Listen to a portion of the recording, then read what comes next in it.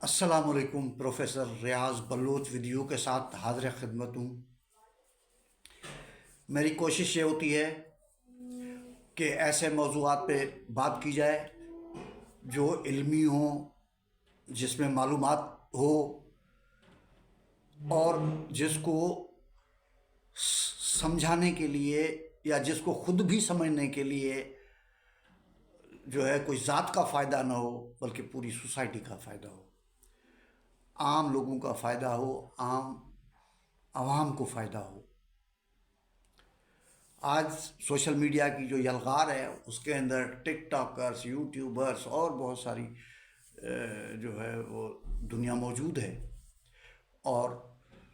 کچھ کنسٹرکٹیو، کچھ تعمیری چیزیں دینے کے بجائے ہر متعلقہ کی یہ کوشش ہوتی ہے کہ وہ اپنے ویوز بڑھائے، وہ اپنے جو ہے وہ سبسکرائبر بڑھائے اور پھر اس کے جو فوائد ہیں اس کو حاصل کرے۔ ڈیفینیٹلی یہ بھی کوئی بری بات نہیں ہے، لیکن یہ تب بری بات ہے، تب خراب بات ہے کہ جب انتہائی سنجیدہ موضوعات کے مقابلے میں کچھ اس طرح کی جو پرکشش جو موضوعات ہو، کنٹینٹ لیس ہو، اگر وہ غلبہ حاصل کر لے تب وہ بری بات ہے۔ بہرحال ہر ایک کا الگ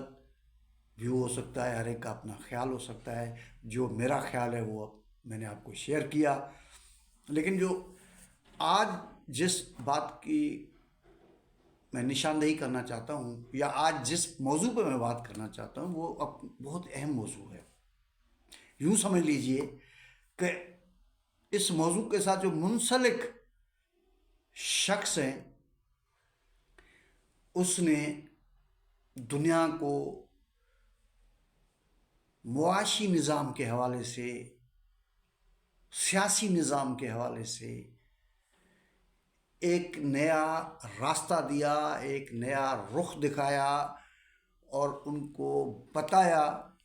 کہ اصل میں دنیا ہے کیا چیز۔ اس کا نام ہے کارل مارکس۔ کارل مارکس کہاں پیدا ہوئے، کہاں ان کی وفات ہوئی، کیا تکالیف اس نے دیکھی، کتنے مشکل دور اس نے دیکھے، وہ آج کا موضوع نہیں ہے۔ آج کا موضوع اس کا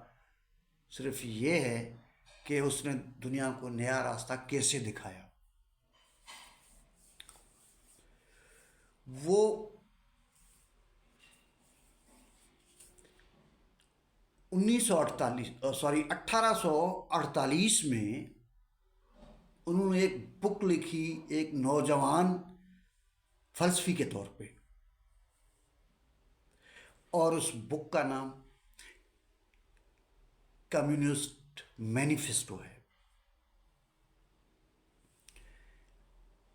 سرمایہ داری ابھر رہی تھی اس وقت یورپ کے اندر، طبقات کے جو تضادات ہیں وہ بہت ہی واضح ہو رہے تھے۔ استحصال کی جو ہے سرمایہ داری کے اندر جو شکلیں ہیں وہ واضح ہو رہی تھیں، اور سارے جو سرمایہ داروں کے حامی دانشور ہیں، فلسفی ہیں، آئیڈیالوگز ہیں، پروفیسرز ہیں، وہ سرمایہ داری کے گن گانے میں مصروف تھے، ان کی جو ہے وہ مداح سرائی میں مصروف تھے، اور اس کے بارے میں لوگوں کو ہمیشہ مثبت خیالات پیش کرنے کی کوشش کی، چاہے وہاں کی کلیسا ہو، چاہے وہاں کی یونیورسٹیاں ہوں، اسکول ہوں، اخبارات ہوں جو تھوڑے بہت اس زمانے میں تھے۔ سب کا کام، سب کا دھندا، سب کا جو کی کوشش وہ یہی تھی کہ سرمایہ داری نظام کو ایک مقدس اور عوام کی فلاح و بہبود کا ایک بہترین نظام قرار دیا جائے، جو کہ ظاہر ماضی کے نظاموں سے ایک حقیقت ہے کہ بہتر اور پروگریسو نظام تھا اس وقت۔ لیکن کارل مارکس نے اس کو دوسرے طریقے سے، اور اس کا جو دوسرا اور جو بہت ہی بھیانک پہلو ہے اس کا طبقاتی نقطہ نگاہ سے اس کا تجزیہ کیا۔ انہوں نے کمیونسٹ مینیفیسٹو تو لکھی ہی لکھی، लेकिन एक कैपिटल एक बुक लिखी है जिसमें जो है ना उसने सारी जो सरमायादाराना निज़ाम के अंदर जो लेबर का जो मेहनत की एक्सप्लॉइटेशन होती है उसको बड़े साइंटिफिक तरीके से दलीलों के साथ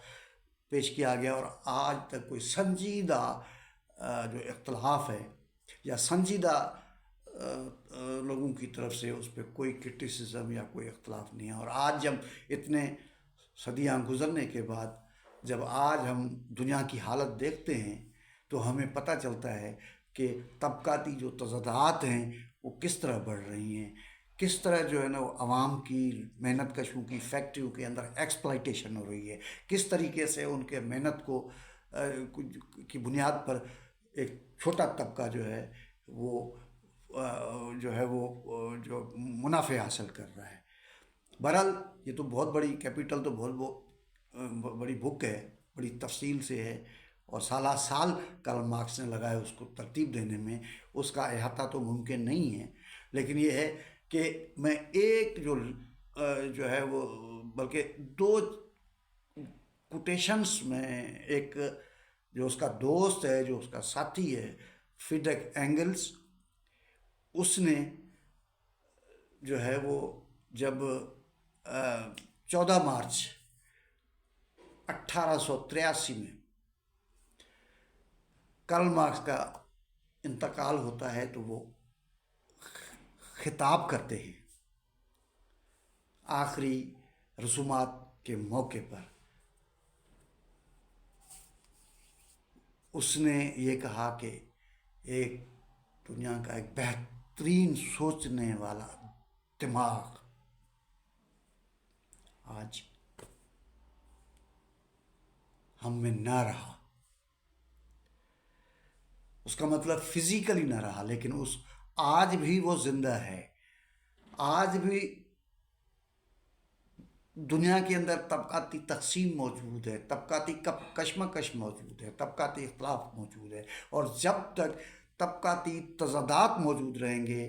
कार्ल मार्क्स का नज़रिया जो है जिंदा हो जावेदार रहेगा, और वो जो है जो मेहनत कश तबके की जो सियासी जद्दोजहद है, और जो है वो एक जो है वो उसकी जो नज़रियाती जद्दोजहद है, उसमें ऊंच नीच तो आ सकती है लेकिन वो ख़त्म नहीं हो सकता, क्योंकि उसकी बुनियाद जदलियात पे है, साइंस पे है, सोशल साइंस का तज्ज़िया है उसके अंदर। मैं थोड़ी सी बात रखना चाहता हूँ कि उसने अपने जो किताब के जो पहले अल्फाज हैं वो क्या है, वो एक चीज़ की निशानदेही कर रहा है। वो कह रहा है कि यूरोप का, ये बिल्कुल फर्स्ट जो उसके अल्फाज हैं, यूरोप जो है उसके सरों पे भूत मंडला रहा है, दहशत मंडला रही है, और वो भूत कम्युनिज्म का भूत है। कौन सा कलीसा, कौन से मुखालिफ सियासतदान, कौन सी जो है वो जो लोग हैं जो सपोर्ट करते हैं सरमायादारी को, उन सब को कम्युनिस्ट का लेबल लगा रहे हैं, कम्युनिस्ट गर्दान रहे हैं। इल्ज़ामात लगाने के लिए भी उनको कम्युनिज्म का जो लेबल है वो लगा रहे हैं। तो कार्ल मार्क्स का ये कहना है कि खुद ये जो है जो भूत जो सवार है इनको, वो खुद ये बताती है कि कम्युनिज्म एक ताकत के तौर पे मौजूद है या उभर रहा है। अब ये उसने जो बात की, यकीनन वहाँ पे कोई इतनी मजबूत मजदूर तबके की कोई पार्टी नहीं थी यूरोप में, लेकिन उसका मकसद ये था कि एक नज़रियाती हथियार के तौर पे, एक नज़रिए के तौर पे एक ताकत बन रहा है। इस नज़रिए को शिकस्त देना अब किसी के बस की बात नहीं है। اس لیے کہ یہ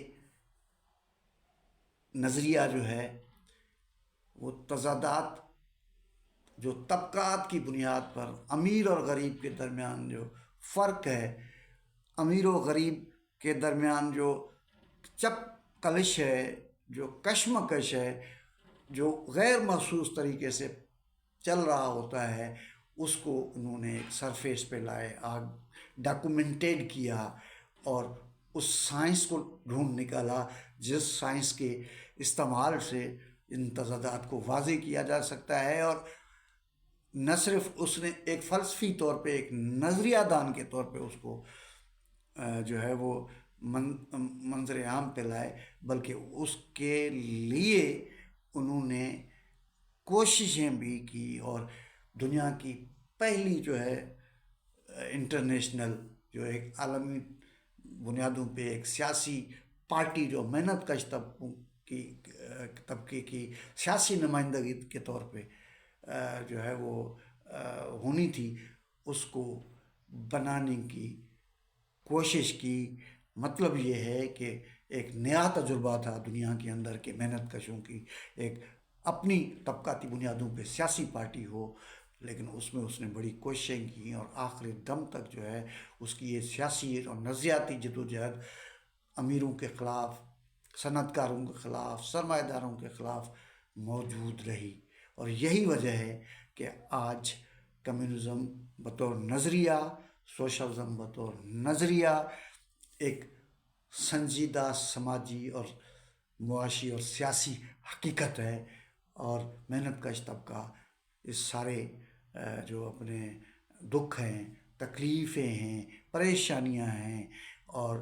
جو ان کی جو استحصال ہے اس کی شکلیں چاہے نسلی ہوں، چاہے جو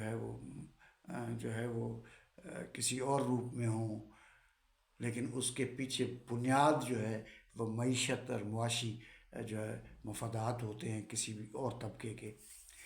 تو میں یہ سمجھتا ہوں کہ کارل مارکس کو ٹریبیوٹ پیش کرنے کے لیے یہ ضروری تھا کہ سننے والوں کو اس کے نظریات، اس نظریات کی بنیادوں کو اور اس نظریات کی جو حقیقتیں ہیں ان کو پیش کیا جائے۔ تو آج کے لیے اتنا، اگلے کسی ولاگ میں کسی نئے ٹاپک کے ساتھ حاضر خدمت ہوں گے۔ بہت شکریہ۔